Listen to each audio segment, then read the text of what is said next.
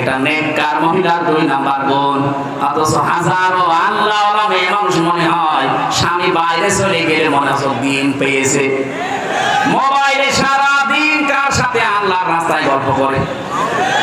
অথচ মেয়ে লোক মোবাইলে কোন ভাষা নিয়ে কথা বলবে আল্লাহ সেই ভাষা পর্যন্ত দিয়েছে। সূরা আহজাবের 32 নাম্বার আয়াত, হে মেয়েরা, যদি মোবাইলে হোক, পর্দার আড়াল থেকে হোক, হিজাবের বাইরে থেকে কথা বলতে চাও, কথা বলবা সঠিক, মিথ্যা কথা বলবা না, কিন্তু ভাষা হবে রুক্ষ সূক্ষ্ম, রাগ রাগ ভাব। আপনার মোবাইলের কথা শুনলে মনে হয় অনেকে প্রেমে পড়ে যায়। এক কথা বলছেন, আশা করছি আপনি মোবাইলের ভাষা বুঝতে পেরেছেন, কিভাবে কথা বলবেন। আননোন নাম্বার যদি আসে ধরবেন, ধরার পরে সালাম দেবেন, এরপরে যদি দেখেন না যে খোকার বাবা না, তাহলে যে ওয়াসসালামু আলা ইবাদিহিল্লাযীনা ইসতাফা,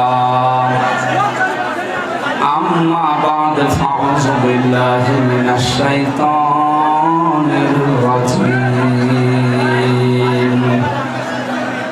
বিসমিল্লাহির রাহমানির রাহিম।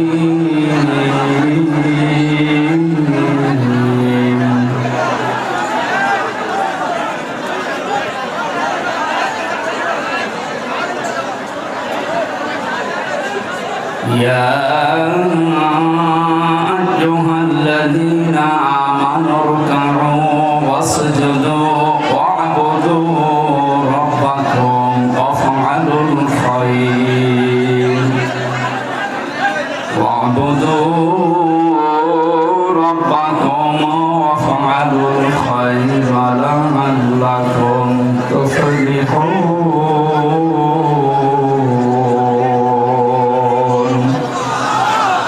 সাদাকতা ইয়া রাব্বানা। আল্লাহুম্মা সাল্লি আলা সাইয়্যিদিনা মাওলানা মুহাম্মদ।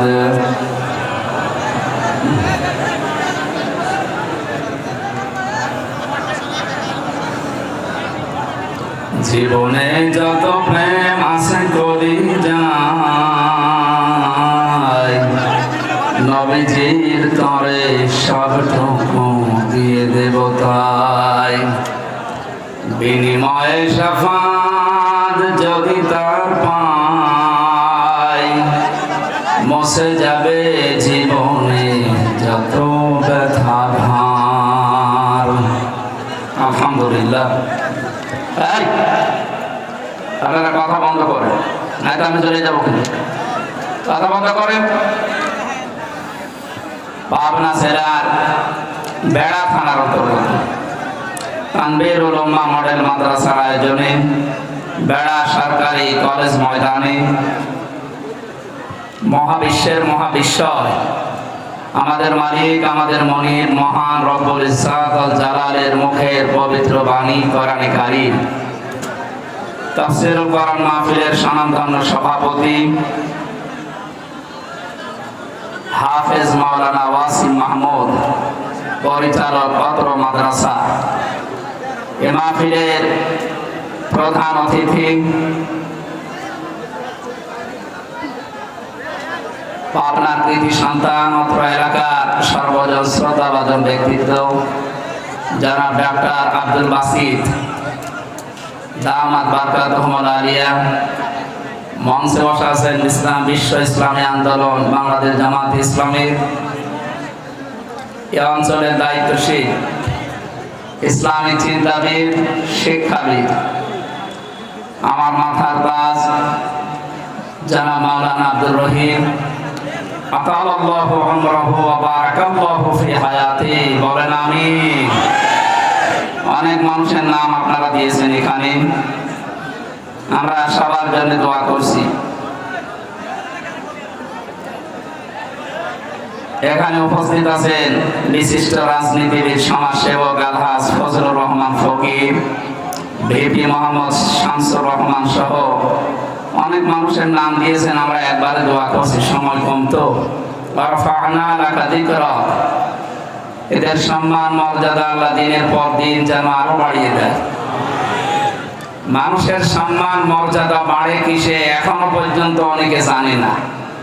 ইয়ারফাউল্লাহু আল্লাযীনা আমানু মিনকুম ওয়াল্লাযীনা উতুল ইলমা দারাজাত।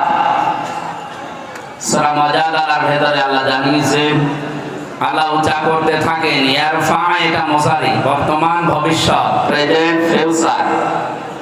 দিন যত যাবে, এখন যেমন হচ্ছে, দিন যত যাবে উঁচা হতেই থাকবে, বুলন্দ হতে থাকবে। তোমাদের ভেতরে যারা ঈমান আনে এবং যারা ইলম পায়, এদের মর্যাদা আল্লাহ দারাজাতুন না দিয়ে দারাজাত বহু বচন দিয়েছেন। বিভিন্ন রকমের সম্মান মর্যাদা আল্লাহ দুনিয়া আখিরাতে বাড়াতেই থাকবেন। মুফাসসিরিন কেরামে আয়াতের জবাব দিয়েছেন, সম্মান মর্যাদা আল্লাহ বুলন্দ করবেন, উঁচা করবেন তাদের সত্যিকার অর্থে যাদের ভেতরে ঈমান আছে। কি আছে বলেন তো?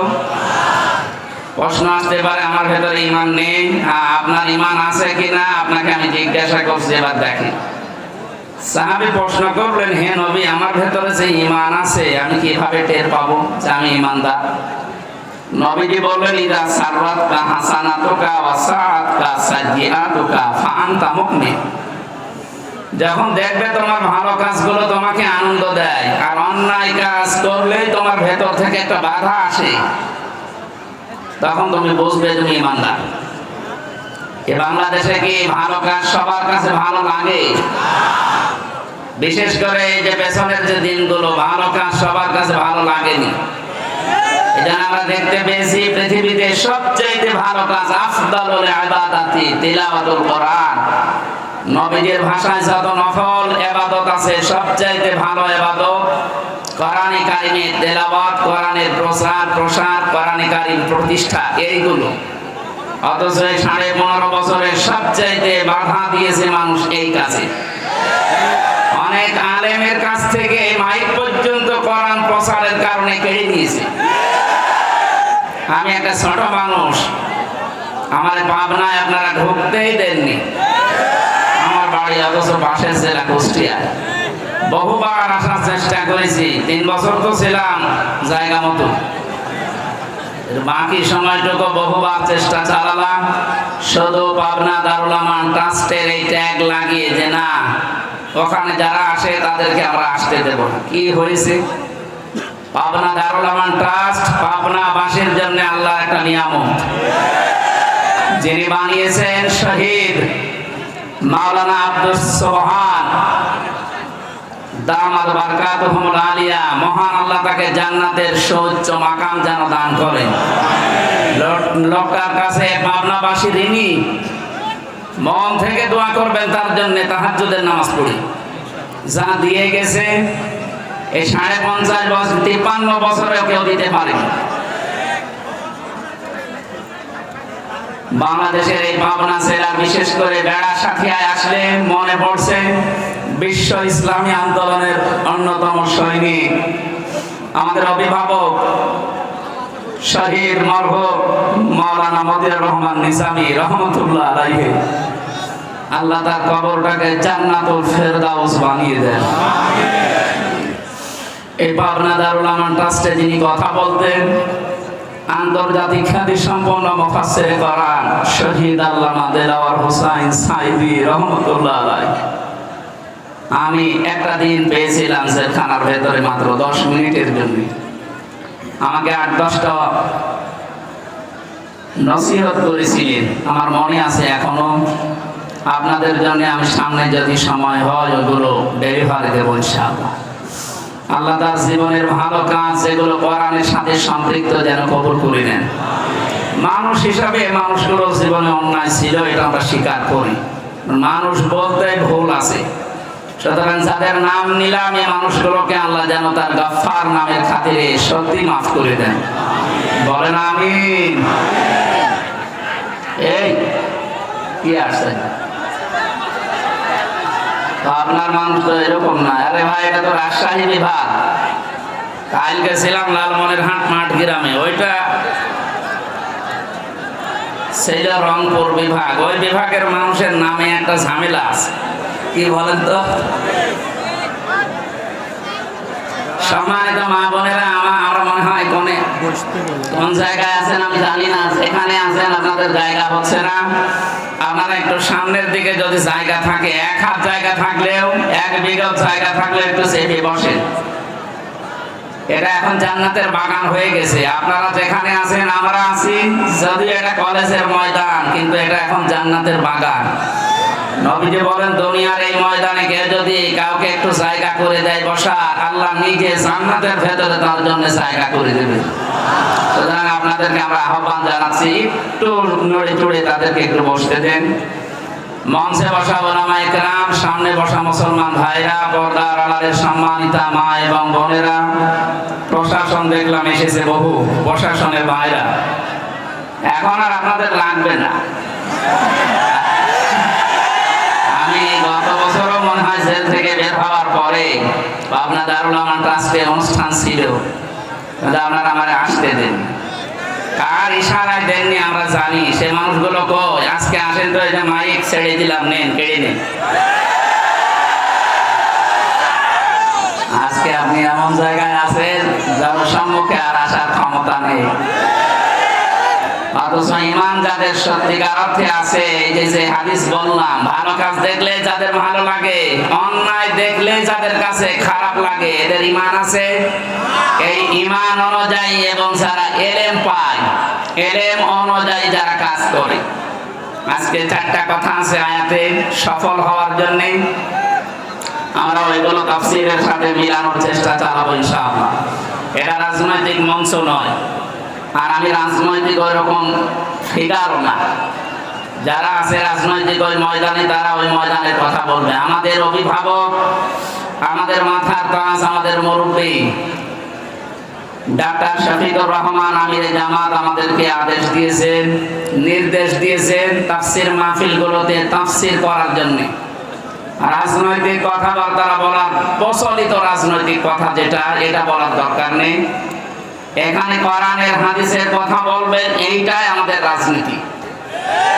এই কথা বুঝতেছেন? সুতরাং আমরা এই ধাঁচে কথা বলতে চাই। আল্লাহ যেন আমাকে তাওফিক ভিক্ষা দেন, বলেন আমিন।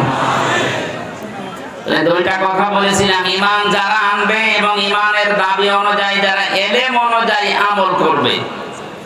আমার প্রথম প্রশ্ন, অনেকেই বলবেন আমার ইমান আছে। হ্যাঁ, ইমান থাকে না কয়েকটা কাজ করলে।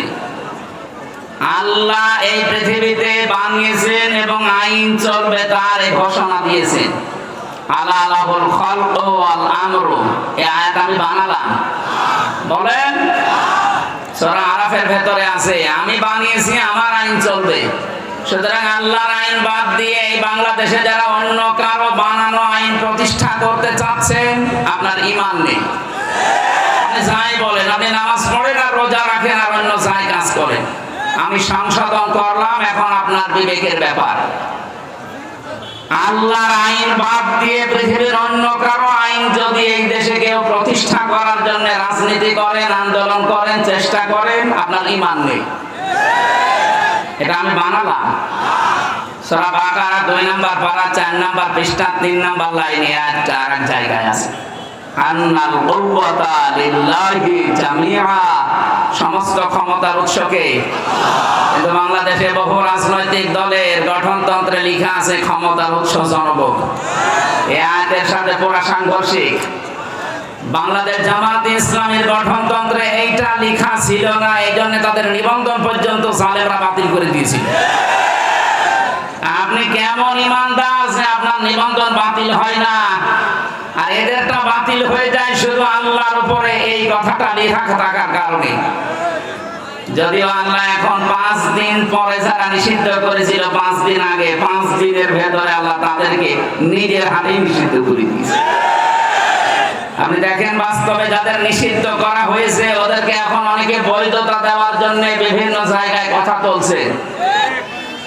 এদেশের অন্তর্বর্তীকালীন সরকার যিনি আছেন, তিনি বুঝে শুনে তাদেরকে নিষিদ্ধ করেছে। এদের নিষিদ্ধ হওয়ার পেছনে 100 কারণ আমার এই মোবাইলে আছে, 100। ওদেরকে বৈধতা দেওয়ার একটা কারণ আপনার কাছে নেই। যারা জাতীয় বর্ণ ধর্ম কিচ্ছু দেখে না, মানুষ পেলেই কুপিয়ে মারে। এই যে বিশ্বজিৎকে ও দেখেছিল যে হিন্দু বেটা কিনা, আমার সাথে ওই শাওন ছিল ছেলে। বললাম ভাই আপনি একটা হিন্দুকে ছাড়লেন না? বলছে মাথায় আমাকে এই চিন্তা ঢুকিয়ে দিয়েছে উপরে যারা ছিল যে মেরে ফেলা লাগবে, শিবির পেলেই আমি মারতাম। ও আমার বারবার বলছিল যে ভাই এখন শিবির মিবির কি, আমি তো মুসলমানই না, আমি ফুল হাতা, আমি হাফ হাতাও না। ফুল হাতা বসে এটা আমিও বুঝতাম না, ওই সময় মুখ থেকে শুনলাম।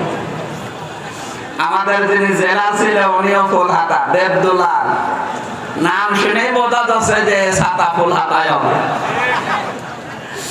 বলেন তো একটা হিন্দু মানুষ তাকে আমি শিবির বলে মেরে ফেললেন। এরকম একটা দুইটা না, জাহাঙ্গীরনগর বিশ্ববিদ্যালয়ে 100টা মহিলার ইজ্জত নষ্ট করার পরে সেঞ্চুরি করে যারা মিষ্টি বিলাতে পারে এরা তারা। এদেরকে আপনি নিষিদ্ধ করার 100 কারণ আমি জানি। বৈধতা দেওয়ার একটা কারণ বলেন তো, যে হ্যাঁ এই কারণে তাদের বৈধতা দেওয়া যায়, বলেন।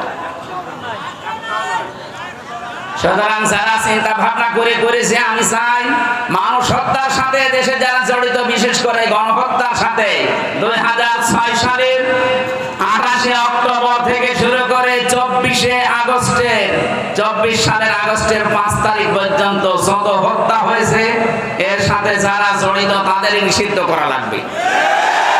মানুষ হত্যাকারী যারা, এরা আল্লাহর কাছে সবচাইতে ঘৃণিত, এরা আল্লাহর অপছন্দনীয় লোক।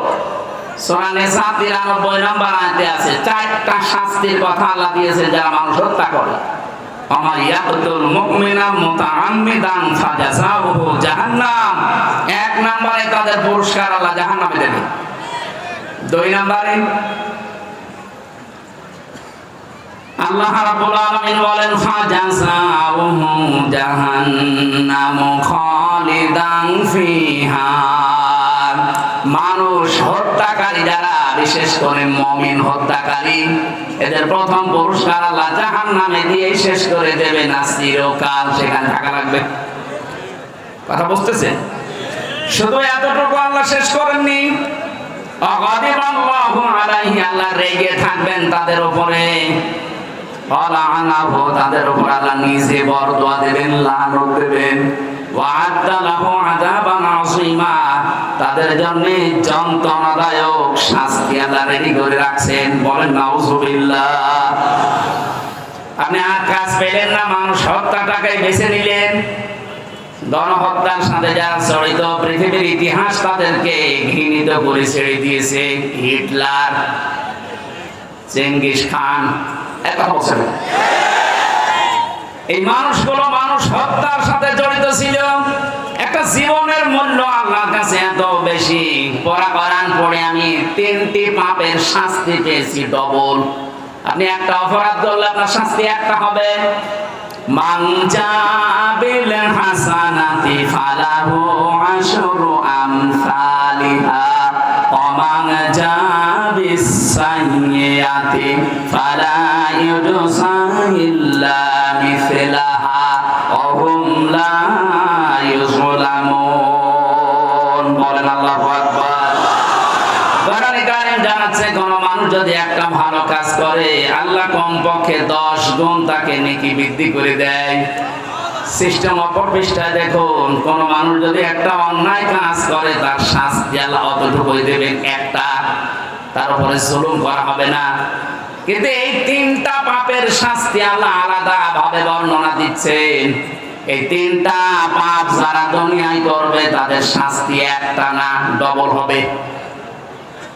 يضاعف له العذاب يوم القيامة إلى آخر آية।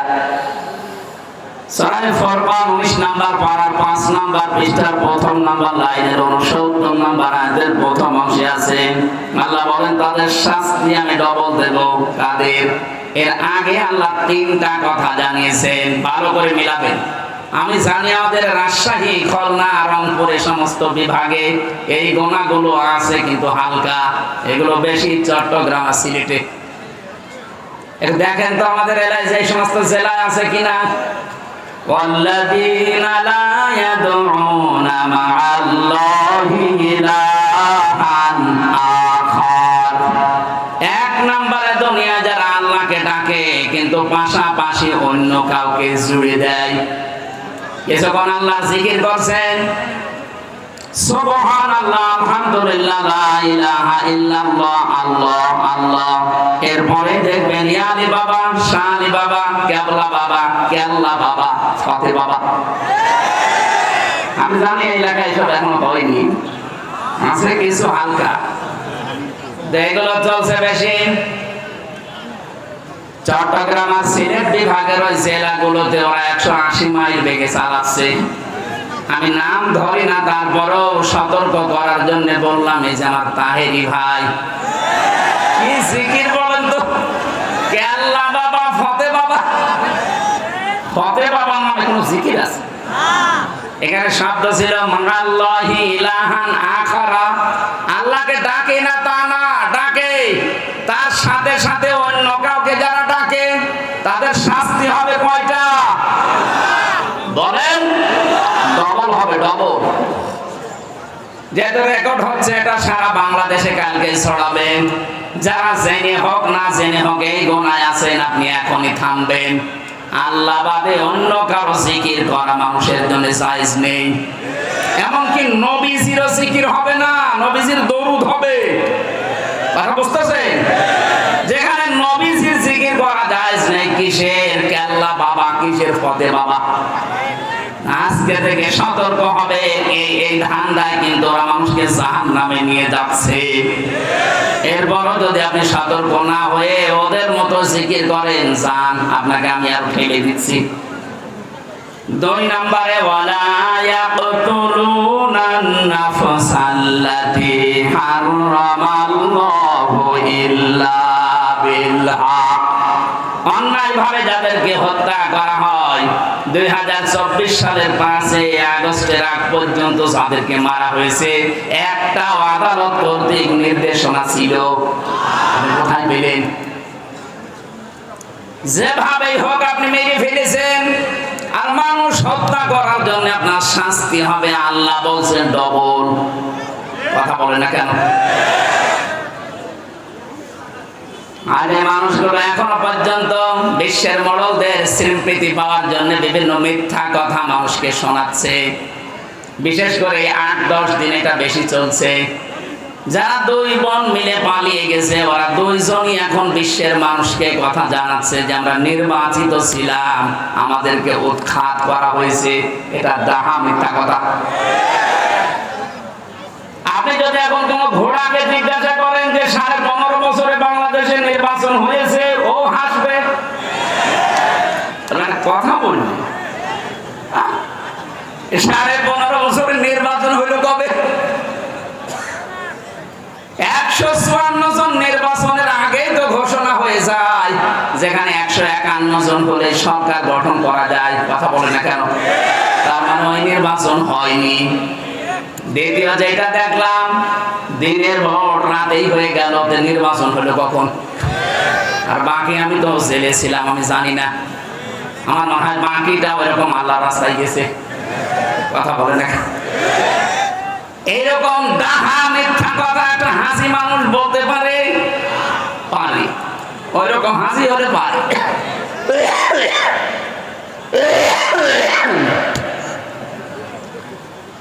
হাসি ওই রকম হলে পারে।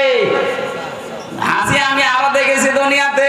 তাদেরকে আপনি পিটিয়ে মেরে ফেলবেন, তারপর মুখ দিয়ে মিথ্যা বলাতে পারবেন না।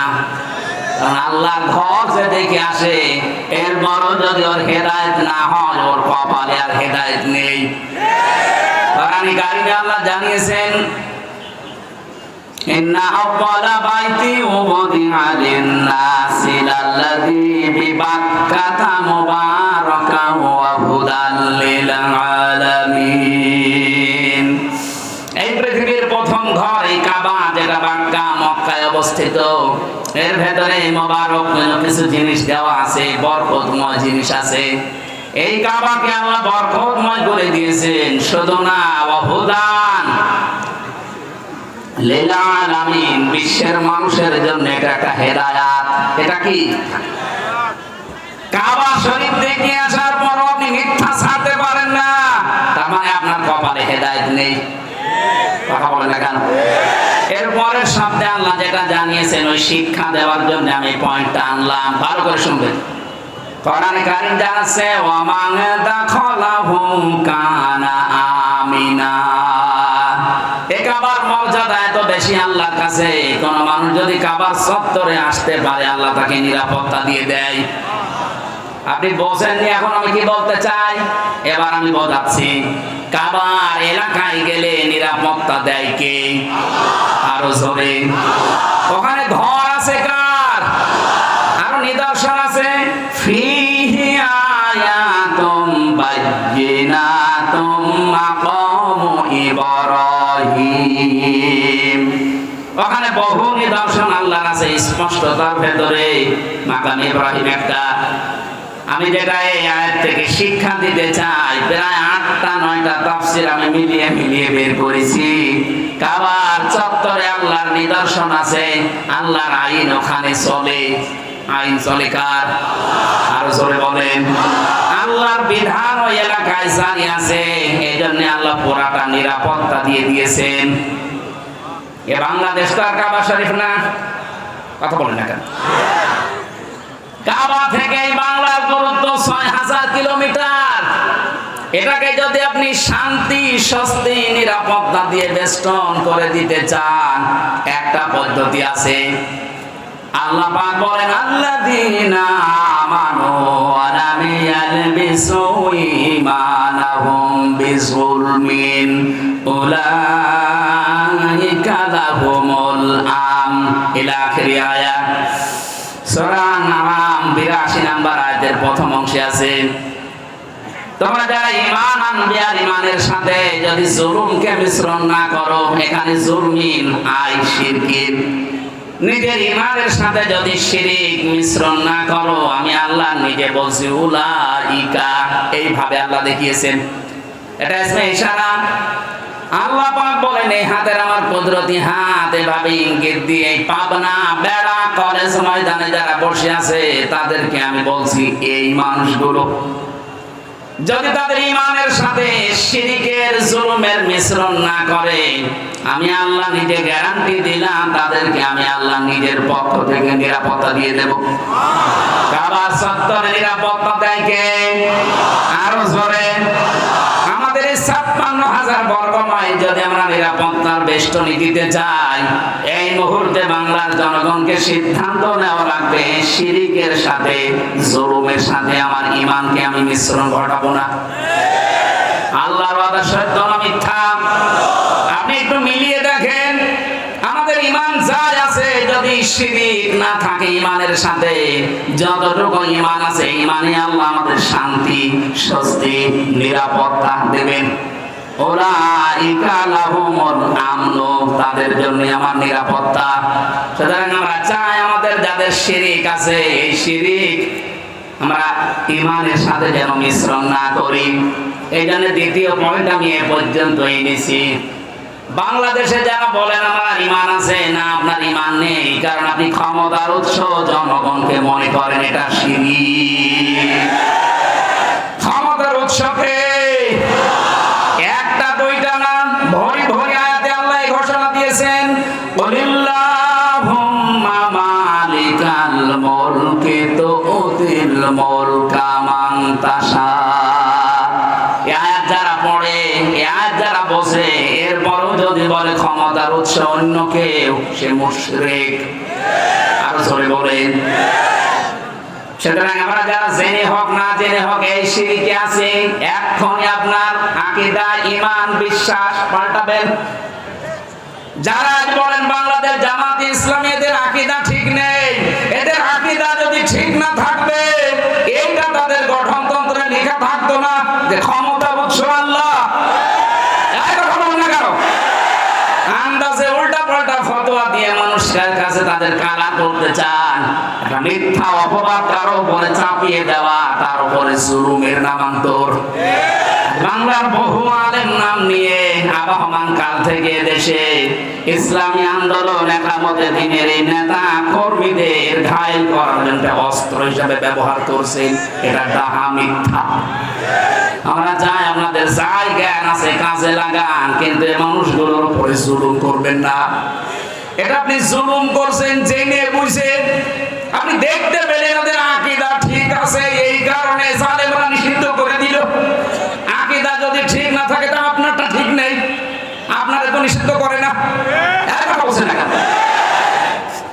আমরা এই দেশে আল্লাহ একমাত্র ক্ষমতার উৎস মানি যারা, তারাই বিপদে আছি আর বিপদে থাকবো, এইটাই বাস্তবতা। আমরা এগুলো কি আর করছি না, কারণ আমাদের মালিক যিনি, ক্ষমতার মালিক যিনি, আমরা যেদিন বিশ্বাস করেছি সেদিন এগুলো সব মাথায় চাপিয়ে নিয়েছি। ডন্ট কেয়ার, কিছুই মনে হয় না। যেদিন এই রাস্তায় আসার সময় বলেছি ইন্না সলাতি ওয়া নুসুকি ওয়া মাহইয়ায়া ওয়া মামাতি লিল্লাহি রাব্বিল আলামিন। কিসের জেল, কিসের জরিমানা, কিসের আয়না ঘর? তামাম দুনিয়াকেও যদি কেউ আয়না ঘর বানিয়ে ফেলে, আয়াত যারা বিশ্বাস করে আকীদা নিয়ে ঈমান নিয়ে পড়েছে তাদেরকে পেছনে হটানো যাবে না। এই কথা শোনা লাগবে ভাই।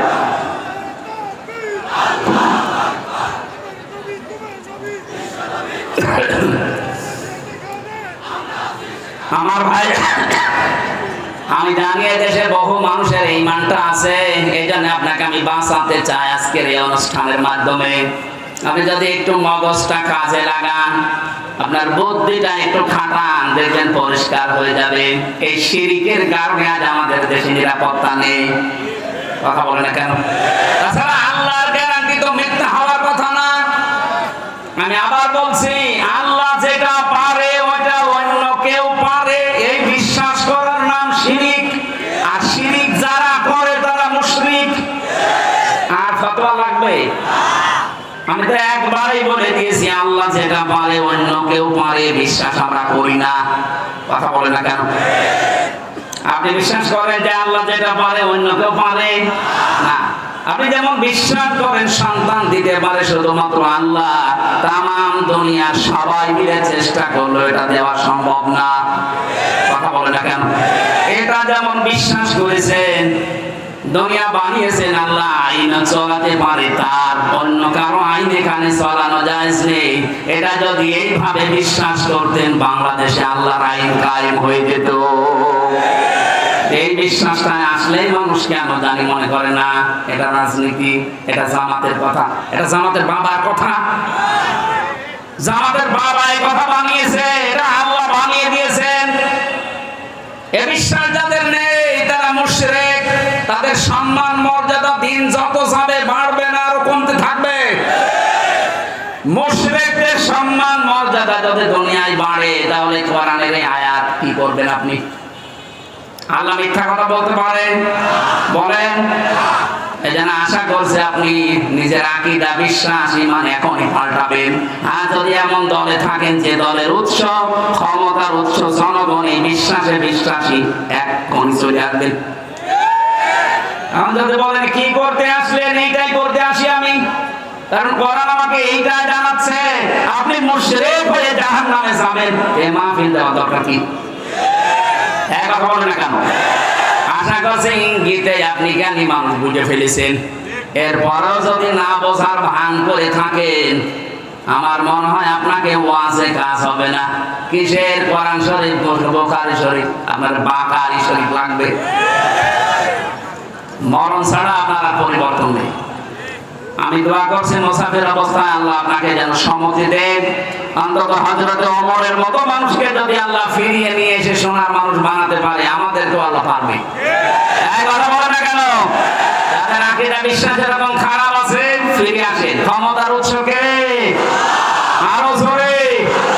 যখন এই দেশে ৯৬% মুসলমান এই বিশ্বাসটা ১০০% আল্লাহকে দেখাতে পারবে, কাবার মতো এই ৫৬,০০০ বর্গ মাইল নিরাপত্তা আল্লাহ নিজে দেবে। আল্লাহ দিতে পারবে না? পারবে ইনশাআল্লাহ।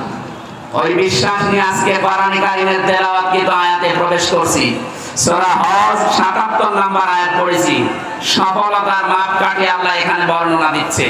আমরা সফল হতে চাই না? আল্লাহ রাব্বুল আলামিন বলেন, ইয়া আইয়ুহাল্লাযীনা আমানু, ওহে যারা ঈমানের দাবি করো, খুব ভালোবাসা নিয়ে বলছি তোমাদেরকে। কোরআন শরীফে আল্লাহ এই আয়াতটা দিয়েছেন 89 জায়গায়। 89 বার ঈমান যারা এনেছে তাদেরকে আল্লাহ এই আদর দিয়ে ডাক দিয়েছেন, ইয়া আইয়ুহাল্লাযীনা আমানু। বলেন আল্লাহু আকবার। এত আদর করে আল্লাহ ডাক দিলেন, ইরকাউ, রুকু করো, ওয়াসজুদু, সিজদা করো, ওয়াবুদু রাব্বাকুম, তোমার রবের ইবাদত করো, ওয়াফআলুল খায়রা, ভালো ভালো কাজ করো, লাআল্লাকুম তুফলিহুন, আশা করা যায় জীবন সফল হয়ে যাবে। এই ওয়াজটা করলেন কে বলেন তো? নাকি আমি এই ওয়াজ বানালাম? তাহলে আমাদের এখন সফলতার মাপকাঠি, প্রথম জীবনে আমাদের রুকু থাকা লাগবে। রুকু মানে কি? না না, রুকুর ৯৯টা অর্থ আছে। কোন মানুষকে আল্লাহ রাব্বুল আলামিন কোরআনে কারিমে সূরা বাকারার ভেতরে এসেছে, ওয়াকিমুস সালাতা ওয়া আতুজ যাকাতা ওয়ারকাউ মা'আর রাকিবিন। দুনিয়াতে নামাজ কায়েম করো, সম্পদ থাকলে যাকাত আদায় করো, আর রুকুকারীদের সাথে রুকু করো। তার মানে দুইটা অর্থ এখানে। এক নম্বরে জামাতবদ্ধ হয়ে জামাতের সাথে নামাজ পড়ো। দুই নম্বরে আল্লাহর বিধানকে এই জামাতে নামাজ পড়তে গিয়ে যে ২৭টা শিক্ষা পাওয়া যায়, ওগুলো ব্যক্তি, পরিবার, সমাজ, রাষ্ট্রে দাঁড় করাও। ধরে বলেন সুবহানাল্লাহ। ২৭টা বিষয় আমি পেয়েছি তাফসীরে এই রুকু শব্দের ভেতরে। আপনি যদি সত্যি আল্লাহকে রুকু দিতে চান, এটা আল্লাহর একটা বিধান। এই বিধান পালন করতে গিয়ে যেমন কাতারবদ্ধ হয়েছেন, কোন দল মত দেখেছেন? আরো জোরে বলেন। রুকু আল্লাহর বিধান পালন করার জন্য যখন আপনি দাঁড়িয়ে যান, কেউ কি এই চিন্তা করে দাঁড়ায় যে আমার দুই পাশে যারা দাঁড়াবে শুধু জামাত ইসলাম দাঁড়াবে, অন্য কেউ দাঁড়ালে আমি ওর পেছনে দিয়ে দেব? কথা বলে না কেন? এখানে যেমন আপনার মন উদার, আল্লাহ এইটাই আপনাকে পরিবার, সমাজ এবং রাষ্ট্রে দেখাতে চাই। ও হামজা, এখানে যেমন আল্লাহ একটা বিধান তুমি পালন করবে, রুকু, এটার জন্য যেমন সব এক হয়ে গেছো, এখান থেকে শেষ করে যখন ব্যক্তি, পরিবার, সমাজ আর রাষ্ট্রে যাবে, তখন আল্লাহর একটা দুইটা বিধান নেই, এরকম রুকুর মতো বিধান আছে ৪৯৯টা। কোরআনে আল্লাহ বিধান দিয়েছেন ৫০০টা, ওখানে কায়েম হবে মাত্র একটা। এখনো কয়টা আছে? ৪৯৯টা এই বিধান। এগুলো আর নামাজের ভেতরে নেই, এগুলো আছে ব্যক্তি, পরিবার, সমাজ, রাষ্ট্রে। ওইগুলো যে আমি আল্লাহকে দেখাতে হবে, তাহলে তোমার রুকু কবুল হবে। আয়াতের দ্বিতীয় অর্থ এইটাই পেয়েছি, এখানে যে রুকু দিবি, এই রুকুটা জামাতবদ্ধ হয়ে দিয়েছো, এভাবে জামাতবদ্ধ হয়ে আল্লাহর আইনগুলো প্রতিষ্ঠার জন্য কাজ করবা, এর নাম রুকু। এই কাজটা মানুষ এখনো বোঝে না। বুঝলে অনেকে শুধু রাজনীতি রাজনীতি এই গন্ধ খোঁজে। এখানে রাজনীতি পেলেন কোথায় আপনি? রুকু করার জন্য আল্লাহর আদেশ, ওয়ারকাউ মা'আর রাকিবিন, রুকুকারীদের সাথে রুকু করো। এই আয়াতের অর্থ কয়টা বললাম? আরো জোরে, আরো জোরে বলেন। আপনি এবার জীবনে মানেন কোনটা? প্রথমটা হয়তো মানেন, আজান হলে রুকু দিতে যান, জামাতের সহিত নামাজ পড়েন। রুকুর অর্থ তো শুধু একটা মানলে হবে না, আরো আছে। দুই নম্বর অর্থ, আল্লাহর এই রুকুকে পরিবার, সমাজ, রাষ্ট্রে আপনাকে দেখাতে হবে যে হ্যাঁ আমরা রুকু করি। এই যে যারা বাংলাদেশে তাওবা করছি আমরা, অনেক মানুষ আছে শুধু আস্তাগফিরুল্লাহ আস্তাগফিরুল্লাহ পড়ে শেষ করে দিচ্ছেন। না, আপনার তাওবা এভাবে হবে না। এটা তো একটা বাক্য মাত্র। কোরআনে কারীম জানিয়েছে, তাওবা করতে চাও, সূরা জুমারের ৫৩-৫৪ নম্বর আয়াতে আছে, ওয়া আনিবু ইলা রাব্বিকুম ওয়া আসলিমু লাহু মিন ক্বাবলি আইয়াতিয়াকুমুল আযাবু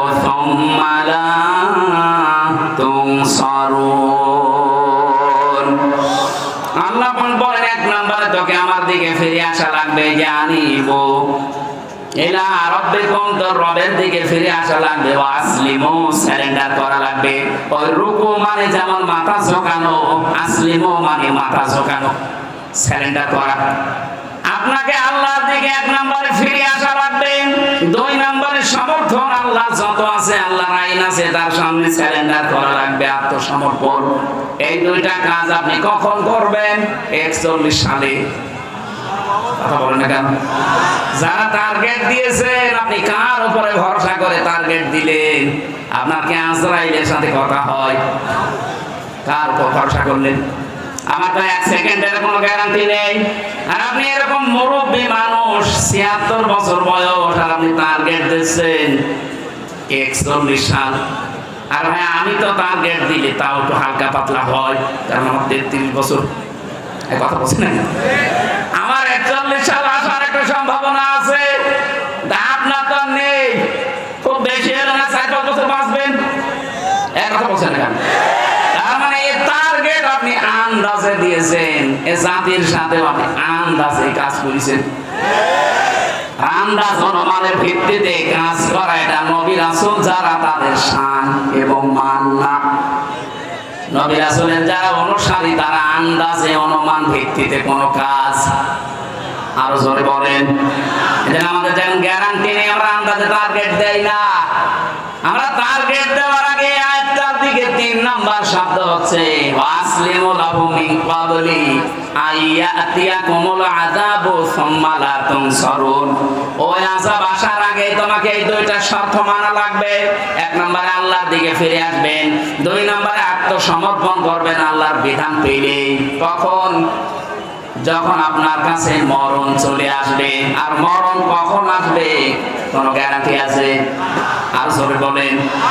আমরা বাংলাদেশে এই তাওবাটা যদি বুঝে করতে পারতাম, এই 15.5 বছরে যে জুলুম, অত্যাচার, নির্যাতন হয়েছে, আগামীতে অনেকেই এই চিন্তায় আছে যে আগে একটু বসে নেই, এর চাইতে বেশি করব, তাদেরও এটা বন্ধ হয়ে যেত। কথা বলেন ঠিক কিনা? তাওবা ভালো করে শুনে রাখেন, অপরাধ যার কাছে স্বীকার করবেন তার কাছে, এইটার নাম তাওবা। আর এটা আমরা বাংলাদেশের মানুষ অনেকে বুঝি না, বোঝাতেও পারি না। ও অন্যায় করছে আমির হামজার কাছে, আর কাবার গিলাফ ধরে মাপ চাচ্ছে আল্লাহর কাছে। আরে ভাই, আপনি আল্লাহর কাছে দোষ করেছেন, কথা বলেন না কেন? জেলখানায় আমার সাথে এক ওসি ছিল, উনি আমারে বলছে, হুজুর আমার তাওবা দেখেন তো হইল কিনা, বলেন। যে নির্বাচন গেল, এই নির্বাচনে রাত 12টার পর থেকে আমার এসআই এবং কনস্টেবল যারা ছিল, আরো কিছু মানুষকে সাথে নিয়ে রাত 12টার পর থেকে আল্লাহর নামে আমি ভোট কাটা আরম্ভ করলাম। ফজরের নামাজ পর্যন্ত কাজ কারবার কমপ্লিট করে জায়গা মতো পাঠিয়ে দিলাম। এরপরে আমি গোসল করলাম, ওযু করার পরে 2 রাকাত নফল নামাজ পড়ে বললাম আস্তাগফিরুল্লাহ, আমার তওবা হয়েছে। আপনি তো আর আল্লাহর কাছে দোষ করেন না যে আস্তাগফিরুল্লাহ পড়বেন। আপনি দোষ করেছেন হামজার মতো 3.5 লাখ 4.5 লাখ হামজার কাছে। একটা এমপি বানাতে 3.5-4.5 লাখ মানুষ লাগে, তাদের সবারটা আপনি নিজেই দিয়ে নিলেন। আপনি তো দোষ আল্লাহর কাছে করেননি, দোষ করেছেন যাদের কাছে, ওদের কাছে আগে যে ক্ষমা চান। কথা বলেন না কেন? ভয়ঙ্কর বিষয়, আপনি ক্ষমা নাই চাইবেন, কিন্তু যে কয়েক বছর আপনি ছেলে আছেন, এর ভেতরে তো বহু মানুষ দুনিয়া থেকে বিদায় নিয়েছে, তাদের কাছে ক্ষমা চাবেন কি করে? তার মানে আপনার মাফ নেই। এক কথা বলেন না কেন? জালেমকে টিকিয়ে রাখলে আপনি নিজের সর্বনাশ নিজে করেছেন। এই জন্য আমরা চাই তাওবা, অপরাধ যার কাছে আগে তার কাছে যাবেন। যে যদি তার ক্ষতি করে থাকেন, তার ক্ষতিপূরণ দেবেন। এই 15.5 বছরে আপনার জন্য অনেকে ব্যবসা করতে পারে নাই, এক কথা বলে না কেন? এই 15.5 বছরে অনেকে এমন এমন চেয়ারে যাওয়ার কথা ছিল যেখানে আপনার কারণে যেতে পারে নাই। এমন মানুষ দেশে নেই। আপনি তার ক্ষতিপূরণ দেবেন আগে। এখন যদি বলেন ওই চেয়ারে আমি বসাবো কি করে, আমি তো পালিয়ে বেড়াচ্ছি, না, আপনার তাওবা তাহলে আস্তাগফিরুল্লাহ হবে না। যার ক্ষতি যেইভাবে করেছেন, ওই ক্ষতিপূরণ ওইভাবে দেওয়া রাখবেন। আমার জীবন থেকে থেকে 3টা বছর বিনা কারণে আপনি কেড়ে নিয়েছেন। আমার বাবার কাছ থেকে 30 থেকে 32 লাখ টাকা খেয়েছেন। আগে এই টাকাগুলো ফেরত দেবেন, ক্ষতিপূরণ। আর 3 বছর আমার মতো ফাঁসির কন্ডেম ছেলে থাকবেন, এরপরে বলেন হামজা মাফ করে দেন। এসব কিছু নেই, চামড়ার মুখ। আস্তাগফিরুল্লাহ, ভণ্ডামি করার জায়গা পান না। কথা কি কড়া হয়ে গেল নাকি? কিসের কড়া? এখনো শুরু হয়নি। আমাদের রুকু আসলে হচ্ছে না। সম্মানিত মা বোনেরা, এই আয়াতের তাফসীরে আমি রুকু শব্দের ব্যাখ্যা করেছিলাম। কোন মহিলা যদি রুকু করতে চায়, তার জীবনে 4টা কাজ থাকা লাগবে। সম্মানিত মা বোনেরা যারা এসেছেন, এবার কান খাড়া করবেন। নবীজি বলেন, এটা তিরমিজি শরীফের হাদিস, ইদা নাযারা ইলাইহা সাররাতুহু, যখন তার স্বামী তার দিকে বাইরে থেকে এসে তাকাবে, স্বামীকে আনন্দ দেবে। আপনাকে আল্লাহ এমন এমন জিনিসপত্র শরীরে দিয়েছে, স্বামীকে আনন্দ দেওয়ার জন্য ওইগুলো যথেষ্ট। আপনি আনন্দ দেন স্বামী বাদ দিয়ে দেবরকে, তোরা ভাইকে। না, আপনি নামাজ পড়ে রোজা রেখে কালো বোরকা পরে মনে করছেন আমি জান্নাতি। কিসের জান্নাত আপনার? স্বামী আসলে আপনাকে, স্বামীকে সাররাতুহু, তাকে আনন্দ দেওয়া লাগবে। সে যেভাবেই হোক, অঙ্গ ভঙ্গি দিয়ে হোক, সাজগোজ দিয়ে হোক, যদি দরকার হয় কাতুকুতু দেওয়া লাগে তাও দেবে। বুড়ো মানুষ কাতুকুতু দিয়ে হবে না, অন্য কিছু করা লাগবে। 2 নাম্বার, ওয়াইদা গাবা আনহা হাফিজাতুহু, স্বামী যখন বাইরে চলে যাবে তখন তার সম্পদ, তার সন্তান, আপনার ইজ্জত, আপনার সম্ভ্রম, আপনার লজ্জাস্থান, আপনার শরীর, এগুলো হেফাজত করে রাখবেন। এটা নেককার মহিলার 2 নাম্বার গুণ। অথচ হাজারো আল্লাহওয়ালা মেয়ে মানুষ মনে হয় স্বামী বাইরে চলে গেলে মনে হয় দিন পেয়েছে। মোবাইলে সারা দিন কার সাথে আল্লাহর রাস্তায় গল্প করে। অথচ মেয়েরা মোবাইলে কোন ভাষা নিয়ে কথা বলবে, আল্লাহ সেই ভাষা পর্যন্ত দিয়েছে।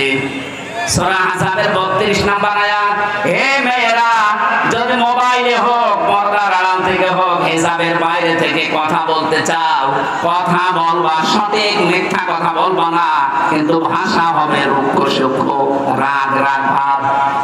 আপনার মোবাইলের কথা শুনলে মনে হয় অনেকে প্রেমে পড়ে যায়। এক কথা বলছেন, আশা করছি আপনি মোবাইলের ভাষা বুঝতে পেরেছেন, কিভাবে কথা বলবেন।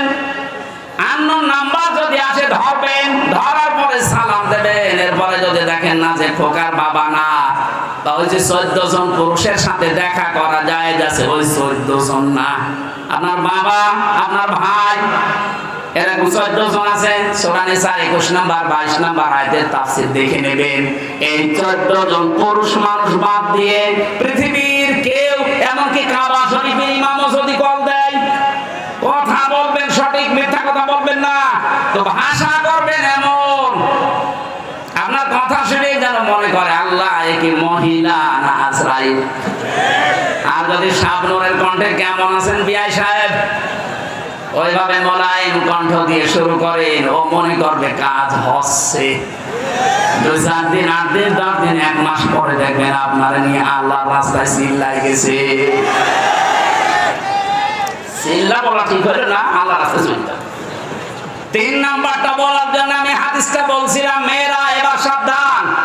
সম্মানিত মা বোন যারা এসেছেন, আমি এইটা বলার জন্য কিন্তু হাদিসটা এনেছিলাম। সত্যি কথা বলছি, অতুইনু আলা দীনি যাওজাতিহা।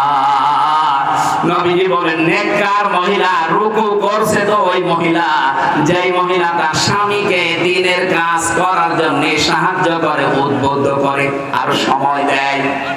আপনার স্বামী মানবতার পক্ষে কাজ করে, দিন কায়েমের জন্য চেষ্টা চালায়, দিনের জন্য কাজ করে বেড়াচ্ছে। আপনি নেককার হতে হলে তাকে সাহায্য করবেন, সহযোগিতা করবেন, সময় দেবেন, উৎসাহ দেবেন।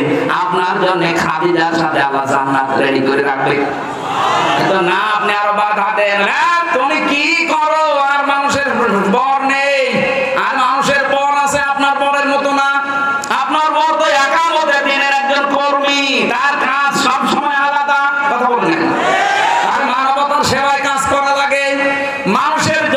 চিন্তা করা লাগে, আল্লাহর দ্বীনের ফিকির করা লাগে। আপনি শুধু বাড়ি বসে বসে তাকে সময় বের করে দিয়েছেন, তাকে সাহায্য করেছেন, খাবিদার মতো আপনি অটোমেটিক সওয়াব পেতে থাকবে। 4 নাম্বারটা বলতাম না, তারপরও বলছি। আমার মনে হয় পাবনাতে এটা বলা ঠিক হচ্ছে কিনা জানি না।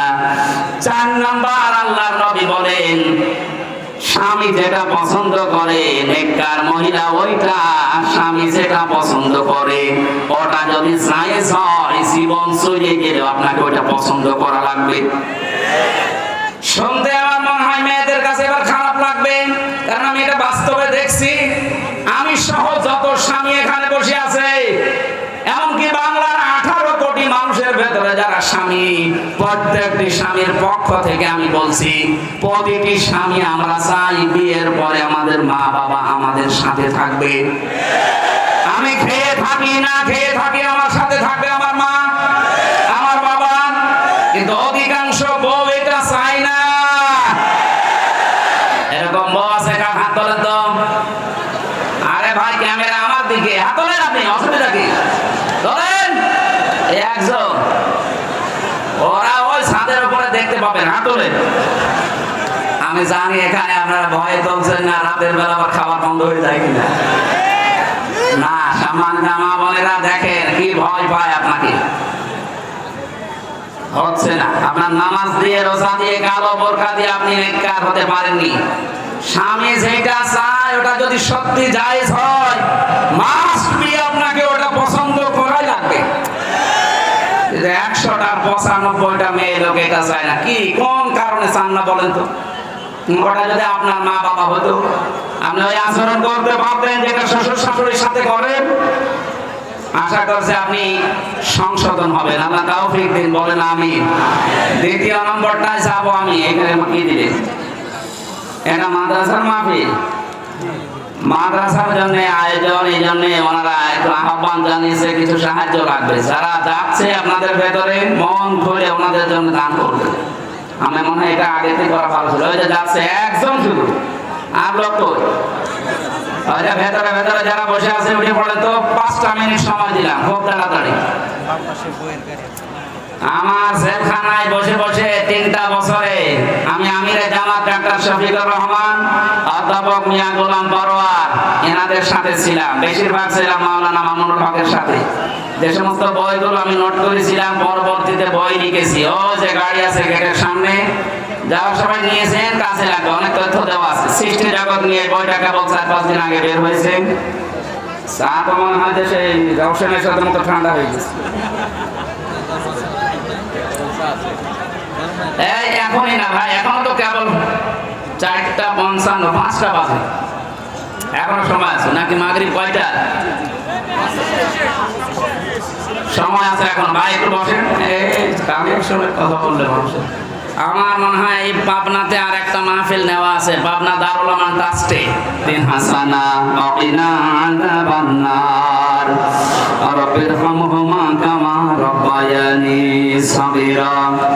আয়লা তাআলা দিনের বেলায় হাজারো কাজ বাদ দিয়ে আমরা সবাই ছুটে এসেছিলাম কোরআন কারীম শোনার জন্য। যতটুকু শুনেছি সফল হওয়ার জন্য। আল্লাহ জীবনে তুমি চূড়ান্ত সফলতা দিয়ে দাও। তোমার শান্তি, স্বস্তি, নিরাপত্তা পাওয়ার জন্য যে বিধান দিলে, শিরিক মুক্ত হওয়া লাগবে, জুলুম মুক্ত হওয়া লাগবে।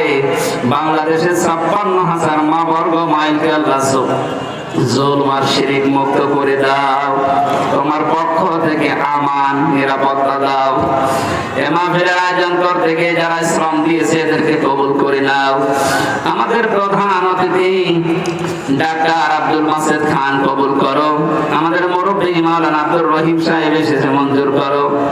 যত মানুষ এই জেলার মাঠের নিচে আছে, আল্লাহ কোরআনের ইজ্জতে মাফ করে দাও। সম্মানিত মা বোনদেরকে অনেক বেশি ভালোবাসি। ওদের যে দায়িত্বের কথা বললাম, মেহেরবানি করে এদের প্র্যাকটিক্যাল লাইফ এগুলো মেনে চলার তৌফিক দাও। আমি নিজে অসুস্থ, জেল থেকে বের হয়ে এখনো পর্যন্ত আমি স্বাভাবিক হতে পারি নাই। আইলা ওয়াইদা মারিদে তোফা ওয়াশফিন। রোগ যদি তুমি দিয়ে থাকো, সুস্থতাও তুমি দিয়ে থাকো। আমরা অসুস্থ হলে তো তুমি শেফা দাও। আমাদের জাতির পিতা ইব্রাহিম নবীর এই দোয়াকে কবুল করে নাও। আল্লাহ তুমি আমার শরীরকে আগের স্বাভাবিক অবস্থায় ফিরিয়ে দাও। কখন কার কাছে আজরাইল কোন সময় পাঠাবে জানি না। যখনই আজরাইল আসবে তোমার এই কালামটা আমাদের মুখে দিয়ে দিও, লা ইলাহা ইল্লাল্লাহু মুহাম্মাদুর রাসূলুল্লাহ। সালাম এই মানিহার উনিতে দিয়ে দিয়েছি। ওই যে গাড়ি আছে ওখান থেকে যাওয়ার সময় ওইটা নিয়ে যান। আরে হোসাইন কি করে, কি হোসাইনের দায়িত্ব দেন, হোসাইন গেলেন।